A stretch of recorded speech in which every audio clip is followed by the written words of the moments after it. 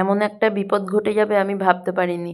সকালবেলা উঠে বাসি নাইটিটা ছেড়ে ভেবেছিলাম সোয়েটারটা পরবো না, কিন্তু এত ঠান্ডা সোয়েটার ছাড়া কোনো কাজই করা যাবে না। আর বসে থাকলে তো আমাদের হবে না। যাই হোক, তোমাদের দাদাভাই গেছিলো মুদিখানা দোকানে, সেখান থেকে নিয়ে এসছে গোটা মটর, মুসুরির ডাল, পাঁপড়, রসুন, বিস্কুট আর মুড়ি। আর আগের দিনে রাত্রের বাসনগুলো সব রয়ে গেছে।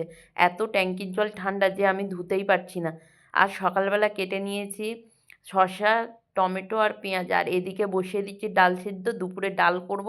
আজকে অনেকটা দেরি হয়ে গেছে, তাই তাড়াহুড়ো করেই কাজ করতে হবে। এদিকে পাউরুটিগুলো সেঁকে নেবো একটা একটা করে। আর তোমাদের ওখানে কেমন ঠান্ডা পড়ছে অবশ্যই কিন্তু কমেন্ট করে জানিও। আমাদের এখানে খুব ঠান্ডা, মানে শীত পড়ছে না শীত পড়ছে না এমন করতে করতে এত ঠান্ডা দিয়ে দেবে সত্যি ভাবা যায় না। যদিও পৌষ মাসটা কিন্তু বেশ ঠান্ডা পড়ে শেষের দিকটা, মানে ওই ডিসেম্বরের শেষে আর জানুয়ারি মাসের প্রথম দিকে ঠান্ডাটা বেশ জাঁকিয়ে পড়ে। তো ঠান্ডার সময় ঠান্ডা না পড়লে একদম ভালো লাগে না। যাই হোক, তোমাদের সাথে গল্প করতে করতে আমার কিন্তু পাউরুটিগুলো সব সেঁকা হয়ে গেছে। আর এদিকে তো মুসুরির ডাল বসিয়ে দিয়েছিলাম দুপুরের জন্য।